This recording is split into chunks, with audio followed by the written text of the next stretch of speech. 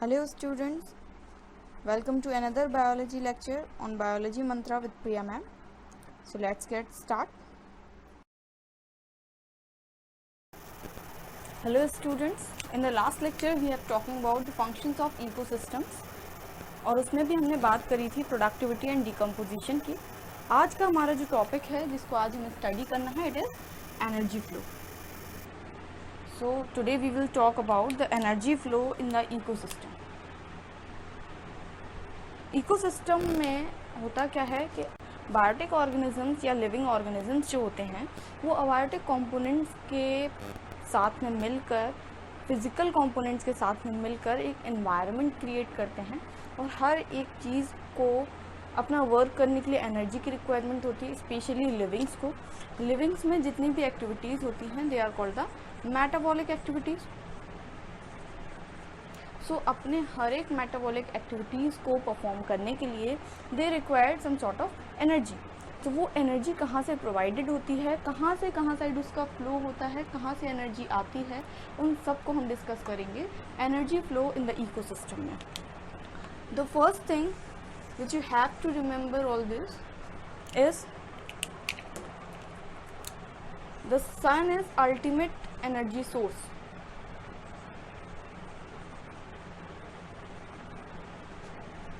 Ultimate source of energy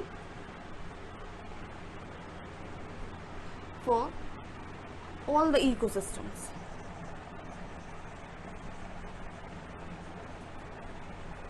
और सन से जो एनर्जी आती है उसको हम बोलते क्या हैं, सोलर एनर्जी।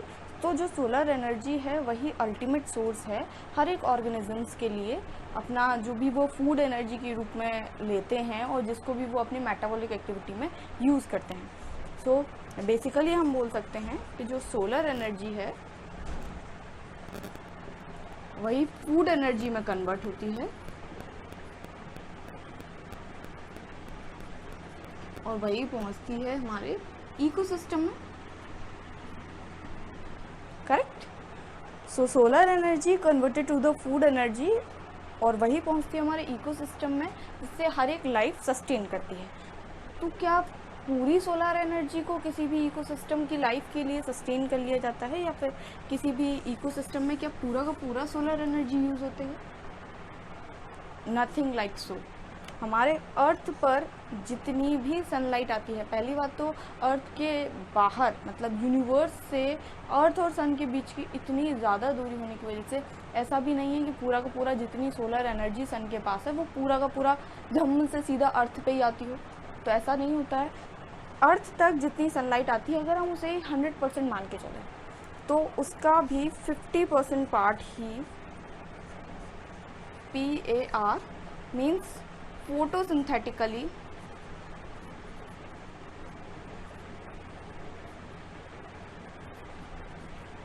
एक्टिव रेडिएशन होता है।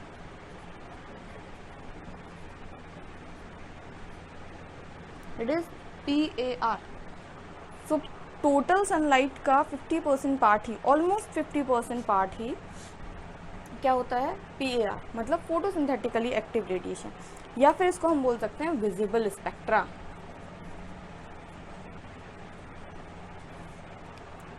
आपने इलेक्ट्रोमैग्नेटिक स्पेक्ट्रा में पढ़ा होगा, सनलाइट के स्पेक्ट्रा में पढ़ा होगा कि अगर हम किसी भी सनलाइट की बात करते हैं या किसी भी एक इलेक्ट्रोमैग्नेटिक स्पेक्ट्रा की बात करते हैं तो उसमें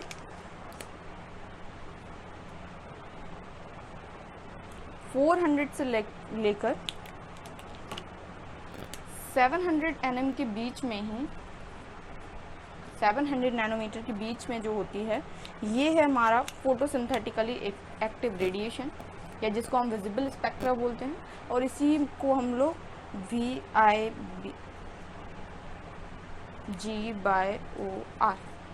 विब्ग्योर के नाम से भी जानते हैं। कलर्स भी, ये सारे के सारे जो लेटर्स हैं 7, वो 7 कलर्स को जो हमारी विजिबल लाइट में प्रेजेंट होती है उसको शो करते हैं। ये हम लोग फोटोसिंथेसिस में बहुत डिटेल में पढ़ लेंगे, बट अभी हमें जितना काम है उस चीज़ को हम लोग पढ़ लेते हैं। 400 से नीचे जो स्पेक्ट्रा होता है वो होता है UV रेज का, और 700 के ऊपर होता है IR मतलब इंफ्रारेड, अल्ट्रावायलेट एंड इंफ्रारेड। सो ये जो इतना बीच का पार्ट है PAR फ्रॉम 400 to 700 nm, यही होता है हमारा विजिबल स्पेक्ट्रा, और इसी को हम लोग बोलते हैं फोटोसिंथेटिकली एक्टिव रेडिएशन। तो केवल इतना रेडिएशन यूज़ होता है फोटोसिंथेसिस के लिए, यूज़ होता है या यूज़ हो सकता है। अब जितनी भी विजिबल लाइट आ रही है वो पूरी की पूरी विजिबल लाइट भी ऐसा नहीं है कि सिलेक्ट कर करके प्लांट्स पे ही पड़ती हो कि ये रहा प्लांट यहाँ पर विजिबल लाइट जाएगी, ये रहा प्लांट यहाँ पर विजिबल लाइट जाएगी, ऐसा भी नहीं होता है। विजिबल लाइट हमारे घरों के ऊपर भी पड़ती है, पहाड़ों के ऊपर भी पड़ती है, सिंपल लैंड पर भी पड़ती है। तो हर एक जगह विजिबल लाइट प्रेजेंट है, या फिर हम बोल सकते हैं सोलर रेडिएशन प्रेजेंट है। अब जो विजिबल लाइट प्लांट के ऊपर भी जा रही है, उसमें भी प्लांट में बहुत सारे पार्ट्स होते हैं लाइक ट्रंक। अगर प्लांट का ये हार्ड पार्ट जो ट्रंक है, इस पर कोई सनलाइट पड़ती है तो ये कोई भी फोटोसिंथेसिस में यूज़ नहीं होगी। यूज़ कौन सी लाइट होगी? जो उसकी लीफ पर पड़ी है, लीफ पर या बेसिकली ग्रीन पार्ट्स पर। तो हम लोग जनरली लीफ को बोल देते हैं कि लीफ जो है वो प्लांट के लिए एज अ किचन वर्क करती है, क्योंकि उसमें क्लोरोप्लास्ट होता है जो सनलाइट को ट्रैप करता है और उसको फूड एनर्जी, फोटोसिंथेसिस के थ्रू फूड एनर्जी बनाने में हेल्प करता है। सो जितनी भी लाइट लीफ के ऊपर आ रही है, केवल वही पार्ट इस PAR का भी यूज़ होगा। तो वो जो पार्ट होता है जो उस PAR का यूज़ होता है या फिर टोटल रेडिएशन का यूज़ होता है, so out of this 50% of PAR only 2 to 10% is used in photosynthesis.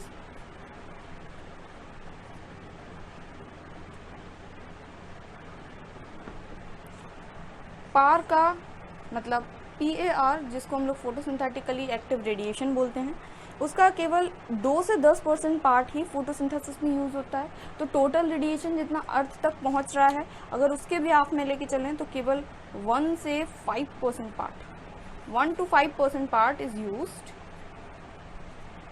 In photosynthesis. और ये 1 to 5% पार्ट किसका है?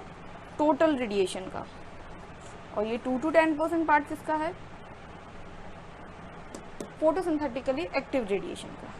सो ये टोटल रेडिएशन है, टोटल सोलर रेडिएशन। क्लियर? सो थोड़ा सा कॉम्प्लेक्स है, बट याद रखो कि सन जो है वो एक अल्टीमेट सोर्स है एनर्जी का हमारे पूरे के पूरे अर्थ पर जितने भी इकोसिस्टम्स प्रेजेंट हैं उन सब के लिए। अर्थ से जितनी भी लाइट सन से जितनी भी लाइट अर्थ तक पहुंच रही है, उस पूरी लाइट का केवल 50% पार्ट ही ऐसा है जो अगर पूरा का पूरा पार्ट फोटोसिंथेसिस करना चाहे भी तो उसमें से केवल 50% पार्ट ही एक्टिवली फोटोसिंथेसिस कर सकता है। उसके बाद जो हमारा UV रेज वाला पार्ट है या इंफ्रारेड वाला पार्ट है वो फोटोसिंथेसिस में यूज़ नहीं हो सकता है। तो total 2 to 10% part of the PAR is used in the photosynthesis. अब ये जो फोटोसिंथेसिस से बना है या ये जो टोटल फोटोसिंथेसिस हुआ है, ये कौन सा प्रोडक्टिविटी है? GPP। लास्ट लेक्चर में मैंने आपको बताया था ग्रॉस प्राइमरी प्रोडक्टिविटी, मतलब प्राइमरी प्रोडक्टिविटी के ये पार्ट्स होते हैं, gross primary productivity, net primary productivity and net community productivity. So GPP क्या होता है? GPP का मतलब है टोटल फोटोसिंथेसिस के थ्रू कितनी एनर्जी को कन्वर्ट किया गया सोलर से केमिकल एनर्जी में। कितनी एनर्जी कन्वर्ट हुई सोलर से केमिकल एनर्जी में, it is called the GPP।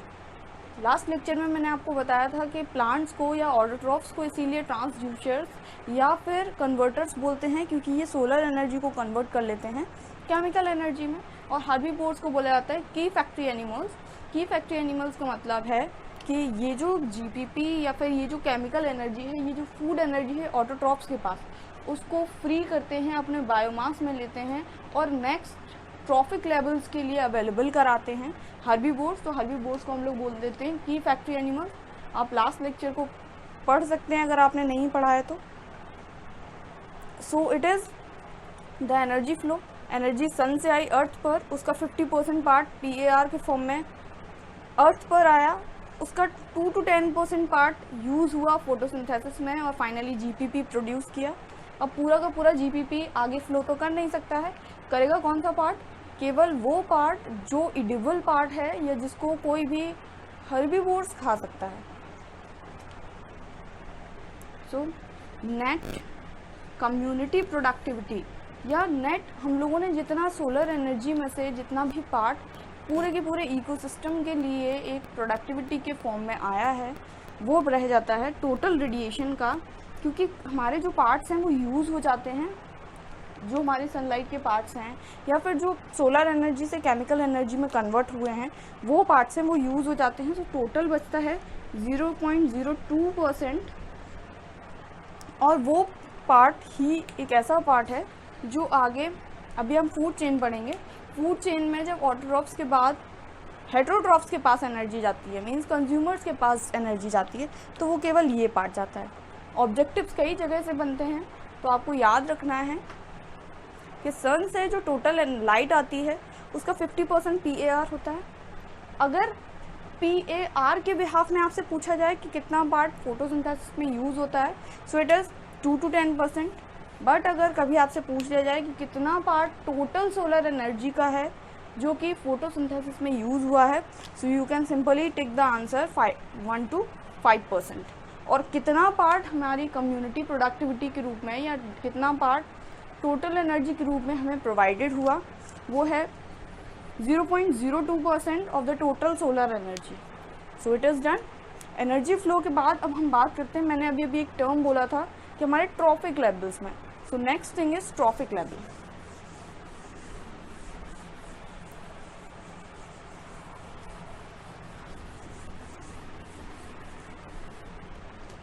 So what is trophic level?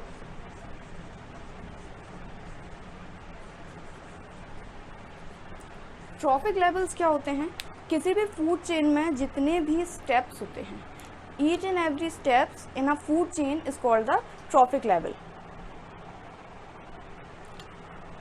Trophic levels basically अगर हम फंडामेंटल ट्रॉफिक लेवल्स देखें, ट्रॉफिक लेवल्स को हम लोग फूड के ऑब्टेन करने के तरीके के बेसिस पर ही क्लासिफाई करते हैं। सो अगर हम फंडामेंटल ट्रॉफिक लेवल्स देखें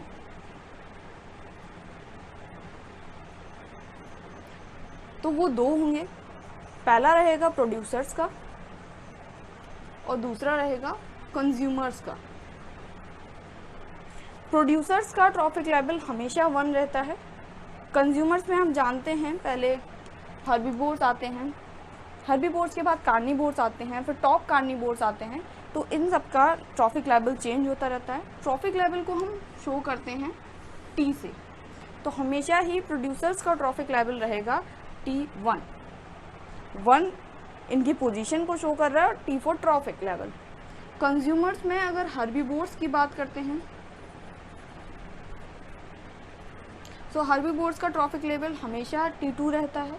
उसके बाद जो कार्निवोर्स हैं उनके लेवल चेंज होते रहते हैं।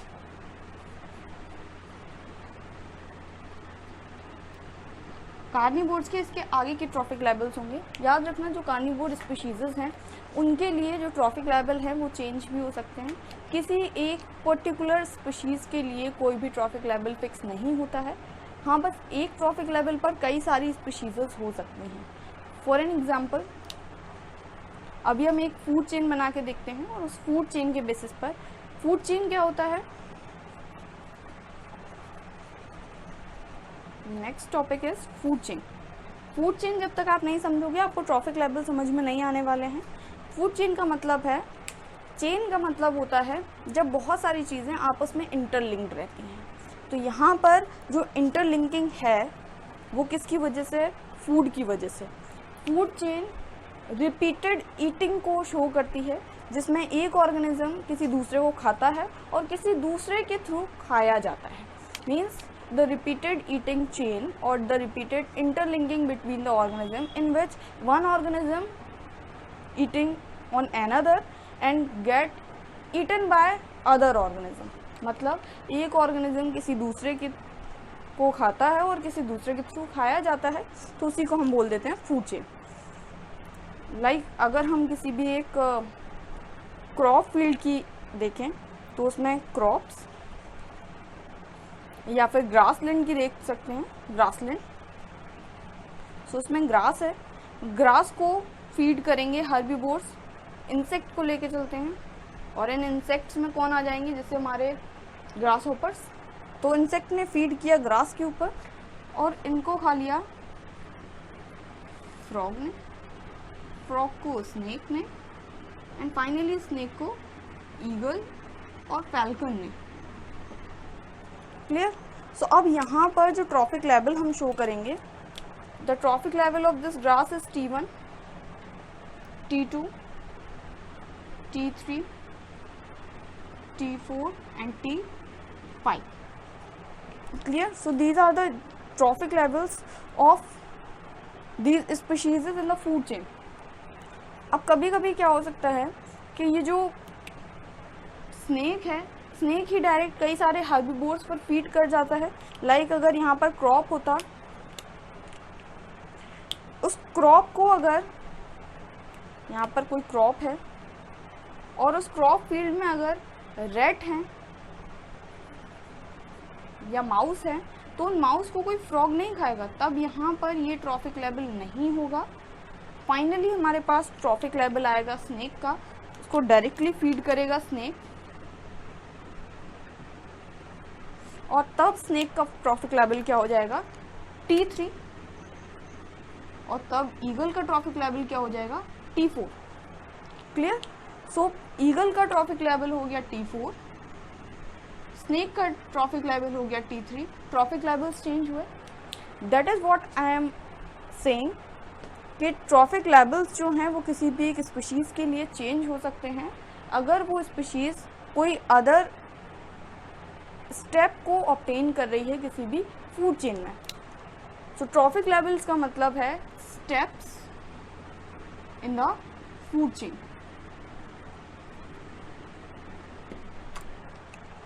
डन? अब फूड चेन के कुछ कैरेक्टरिस्टिक्स को देख लेते हैं। द थिंग, पैरासाइट का कोई भी ट्रॉफिक लेवल नहीं होता है। Parasites have no trophic level because इनका ट्रॉफिक लेवल चेंज होता रहता है। रैट की बॉडी पर अगर वही फ्लीज हैं तो उनका ट्रॉफिक लेवल T3 हो जाएगा। अगर वही ट्रॉफिक लेवल यहाँ पे और कोई ऑर्गेनिजम्स आ जाते जो उनको खा रहे हैं, मीन्स T3 ट्रॉफिक लेवल के ऑर्गेनिजम्स की बॉडी पर भी हो सकते हैं, बर्ड्स की बॉडी पर भी हो सकते हैं, इनसाइड और आउटसाइड भी हो सकते हैं। तो इनका जो ट्रॉफिक लेवल है वो बहुत ज़्यादा फ्लक्चुएट करता है, बहुत ज़्यादा वेरिएबल होता है। Next thing is characteristics of food chain.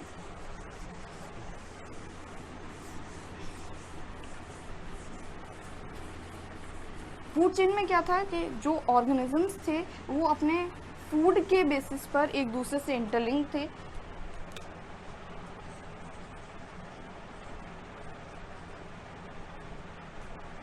Characteristics of food chain, basically ये जो कैरेक्टरिस्टिक्स हैं ये शॉर्ट नोट में पूछे जाते हैं, कईयों बार पूछ लिए जाते हैं। पहला कैरेक्टरिस्टिक इसका वही हो गया कि हमेशा कोई भी फूड चेन है वो रिपीटेड ईटिंग को शो करती है।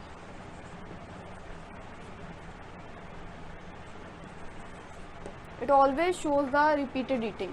रिपीटेड ईटिंग का मतलब क्या है, हर एक स्टेप, हाँ बस प्रोड्यूसर्स जो हैं वो किसी भी स्टेप पर डिपेंड नहीं करते हैं अपने फूड के लिए, that is why they are called the autotrophs. और जो टॉप कार्निवोर्स होते हैं उनको भी कोई लिविंग स्टेज में उनकी हंटिंग करके या उनको किल करके नहीं खा सकता है। बेसिकली हम लोग जब भी फूड चेन्स की बात करते हैं तो ह्यूमन को भी साइड में कर देते हैं, बिकॉज ह्यूमन का भी कोई परफेक्ट ट्रॉफिक लेवल नहीं होता है।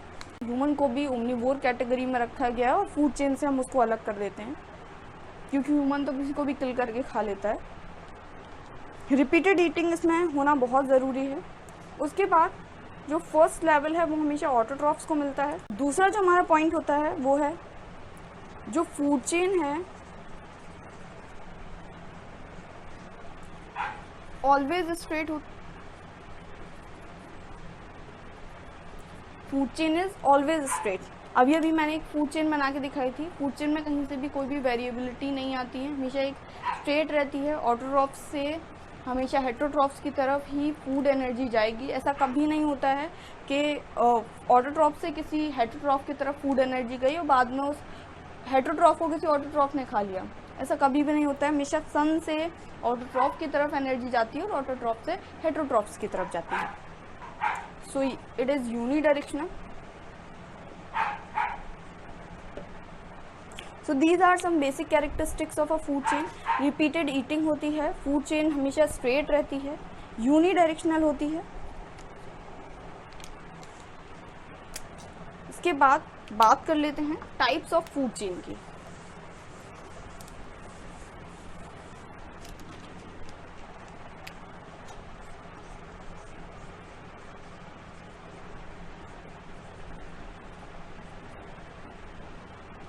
Types of food chain depend करता है ऑर्गेनिजम्स के फूड ऑब्टेन करने के मोड पर। ऑटोट्रॉफ्स जो हैं या जो पहला T1 लेवल है उस लेवल के ऑर्गेनिजम्स पर, तो सबसे पहला जो हमारे टाइप है उसको हम बोलते हैं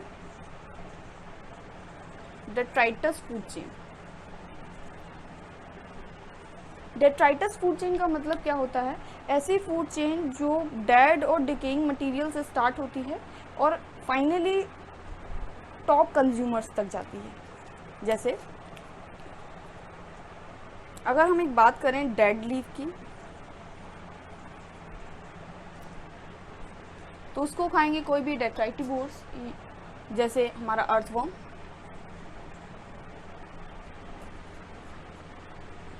अर्थवर्म को कोई भी बर्ड खा सकती है लाइक स्पैरो, और उसको खा जाएंगे जो टॉप कार्निवोर्स होते हैं।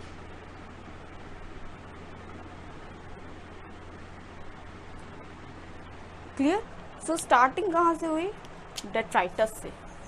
So it is called the detritus food chain. Next food chain is parasitic food chain.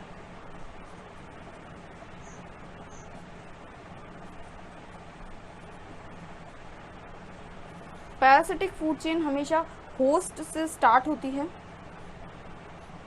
और हाइपर पैरासाइट तक जाती है।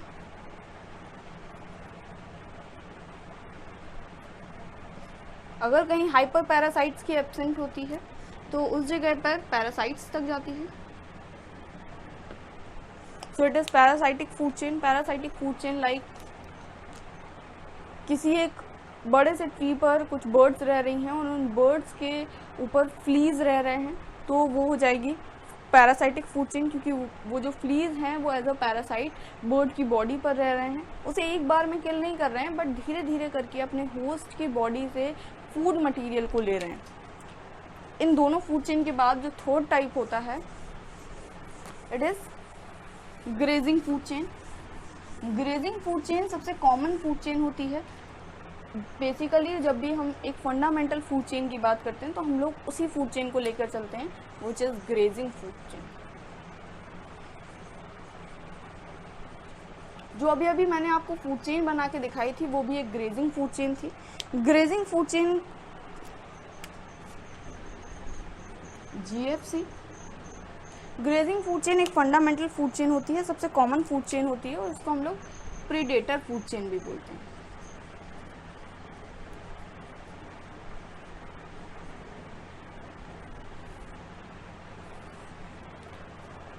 प्रीडेटर फूड चेन जो होती है इसमें हमेशा ऑटोट्रॉफ से एनर्जी जो है वो फ्लो करती है टॉप कंज्यूमर्स की तरफ। इस एरो को कट कर देते हैं क्योंकि एनर्जी डायरेक्ट ऑटोट्रॉफ से टॉप कंज्यूमर्स तक नहीं जाती है।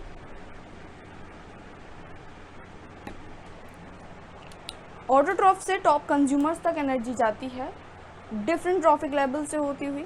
जैसे अभी क्रॉप फील्ड का और ग्रासलैंड का मैंने एग्जांपल दिया था। सो it is all for today. आज हम लोगों ने पढ़ा था कि सोलर एनर्जी जो है उसका पूरा का पूरा पार्ट कभी भी यूज़ नहीं हो जाता है फोटोसिंथेसिस के लिए। जो एक पर्टिकुलर पार्ट यूज़ हो सकता है उसको हम लोग बोलते हैं फोटोसिंथेटिकली एक्टिव रेडिएशन। और फाइनली बहुत सारी जगह एनर्जी जो है वो कंज्यूम हो के फोटोसिंथेसिस के बाद भी पूरी एनर्जी किसी भी इकोसिस्टम के काम में नहीं आती है और फाइनली 0.02% उस एनर्जी का हमारे कम्युनिटी प्रोडक्टिविटी के रूप में होता है। उसके बाद हम लोगों ने ट्रॉफिक लेबल्स को और फूड चेन के डिफरेंट टाइप्स को पढ़ा। नेक्स्ट लेक्चर में हम लोग फूड चेन के अलावा एक और जो शॉर्ट नोट काफ़ी ज़्यादा बनता है विच इज़ फूड वेब, उसकी स्टडी करेंगे। और उसके साथ में ही जो लास्ट फंक्शन बचा है इकोसिस्टम का विच इज़ न्यूट्रिएंट साइक्लिंग की स्टडी करेंगे।